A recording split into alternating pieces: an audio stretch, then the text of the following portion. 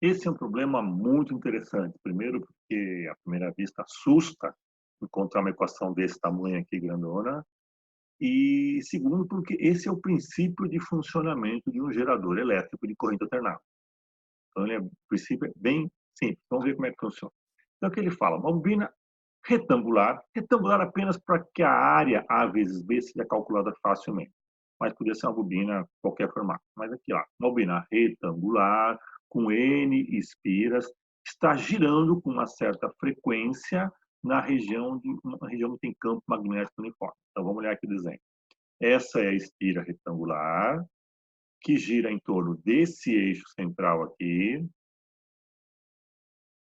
né? E enquanto ela gira, ela está sempre conectada a este resistor. Então, aqui eu tenho, como ele fala aqui, a bobina é ligada a dois cilindros metálicos que giram e estão apoiados por escovas metálicas. Então, sempre há um contato dessa espira com esse circuitinho aqui.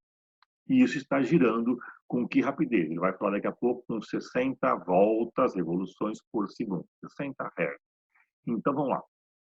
Essa área aqui pode ser descrita por um vetor normal, que nesse caso a gente poderia imaginar que, olha só, o campo magnético aponta aqui para dentro do papel, dentro da tela. E o vetor normal da superfície também aponta dentro. Então, nesse caso, nessa condição desenhada aqui, B e A são paralelos. Conforme essa espira retangular gira, o campo B não muda, o campo B é uniforme, o campo B está estático. Mas a área que aponta para esse campo, ou seja, a relação entre o vetor normal e o vetor campo magnético, muda com o tempo. Bom, mudando esse produto escalar B escalar A com o tempo, vai haver um fluxo variável no tempo, portanto, vai haver a indução de uma força eletromotriz. É isso que ele quer que a gente calcule. Então, vamos lá, vamos ver aqui o problema, como é que vamos fazer. Bom, a força eletromotriz induzida pela lei de Faraday é menos N dφB dt. Quanto que é esse fluxo de campo magnético? É o produto escalar B escalar A. Mas como essa área está, vamos dizer assim, girando, esse produto é BA vezes o cosseno de θ. Esse θ aqui, ó, esse ângulo varia com o tempo. Como? O θ é dado por ômega-t, onde ômega é a velocidade angular, quanto que com velocidade de rotação em torno desse eixo. E o ômega é dado por 2πf. Essa é a nossa frequência, vamos dizer assim, escalar. Então, substituindo tudo isso, botando o θ aqui, derivando, botando aqui, a gente pode escrever que o fluxo é dado por BA cosseno de θ, ômega t, já substituído aqui, portanto, a força eletromotriz induzida é menos N, número de espiras naquela espira retangular, B, A, cosseno. Opa, aqui não, aqui tem a derivada temporal do cosseno. A derivada do cosseno é menos seno. Então, como é um cosseno de ômega t, isso aqui vai dar menos seno de ômega t, mas tem aquela correção aqui do ômega. Então, fazendo as contas aqui, já substituindo, tirando o sinal, e considerando que a área é, conforme o problema, Azinho vezes Bzinho, a gente pode escrever que a força eletromotriz induzida é dada por 2πf N Azinho Bzinho Bzão. Tudo isso é uma constante que eu chamei de ε0, multiplicado por seno de ômega t, ou 2πf t.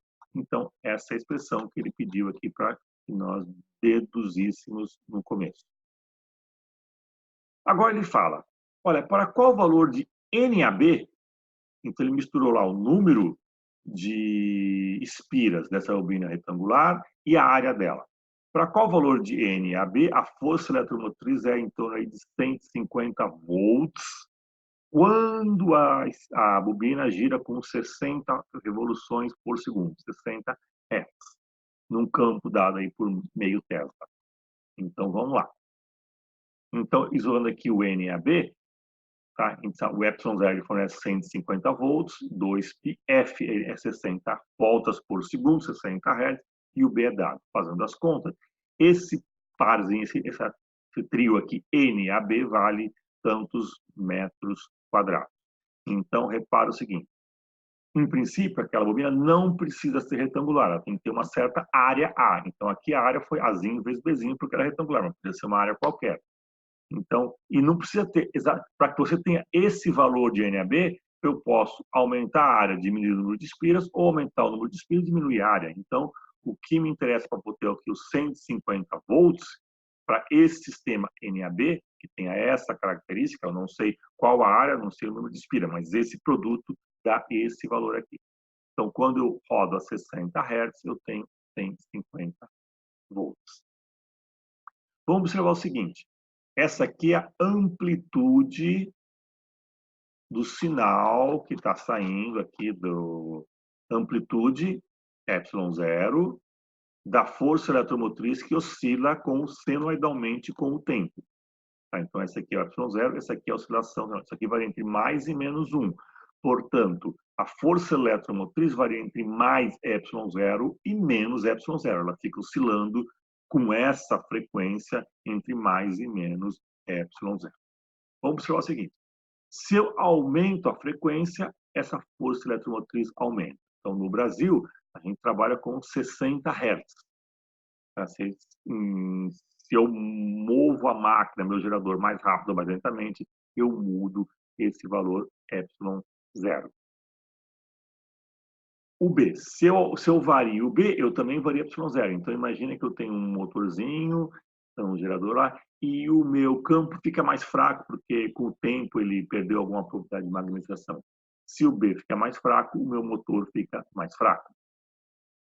Se eu aumento o número de espiras naquela bobina, eu vou ter uma força eletromotriz maior. Então, quanto mais voltinha, melhor. Mas aqui tem um problema interessante, que quanto maior o número de espiras, mais fio eu gasto.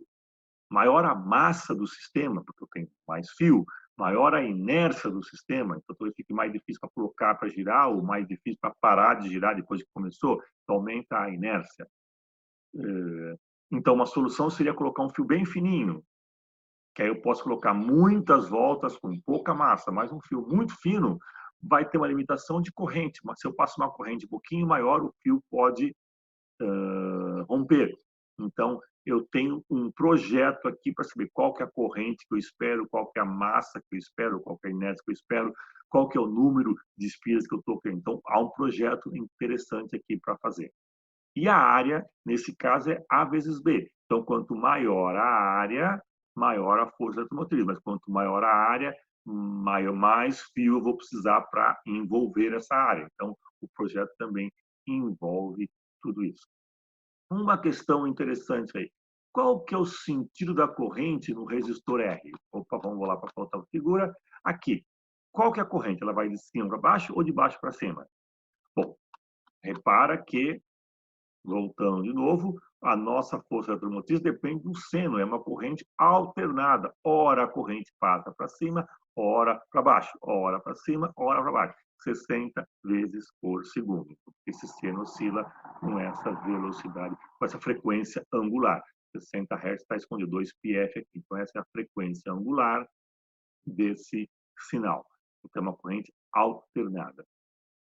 E aqui eu escrevi na forma de seno, tá? Porque ele naturalmente veio aqui do fluxo, que é um produto escalar, veio um cosseno, quando eu derivei apareceu um seno.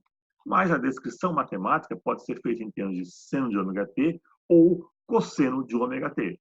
Tá? A diferença entre o seno e o cosseno é só uma fase. Ou eu posso colocar genericamente cosseno de ômega t mais um φ. Quanto que é esse φ aqui? Eu vou ajustar. Nós podemos colocar esse φ uma constante que depende da condição inicial. No nosso caso aqui, nós assumimos que, por exemplo, essa pode ser a condição para t igual a zero. O vetor normal, que aponta para dentro aqui da tela, é paralelo ao campo magnético B. Eu poderia ter começado com essa espira aqui no plano perpendicular à tela, ou seja, o vetor normal apontando para cima, 90 graus. Então, de acordo com como eu ajusto essa condição inicial, eu vou ter esse ângulo aqui, a constante de fase. Então, é simplesmente um ajuste matemático para que eu saiba falar, o tempo t igual a zero estava nessa condição. Mas isso não muda. O fato de ser alternado não muda a frequência do sinal alternado. E também não muda a amplitude da força eletromotriz induzida. Então, esse aqui é o princípio de funcionamento de um gerador comercial. Quem vai girar essa espira? Se você está numa hidrelétrica, então vai ser aquela coluna de água que vai fazer o rotor mecanicamente aqui girar e acoplado à minha espira. Se eu estou numa termoelétrica, estou numa nuclear, eu vou gerar calor, vou gerar vapor, e essa máquina a vapor, essa grande chaleira, vai fazer com que esse sistema aqui gire. Se eu tenho uma roda d'água numa fazenda, o fluxo de água que vem pelo rio vai fazer isso aqui girar e eu vou produzir o mesmo fenômeno. Então, qual que é a origem da rotação? Não sei, mas se isso aqui girar, então nós temos um gerador de corrente alternada.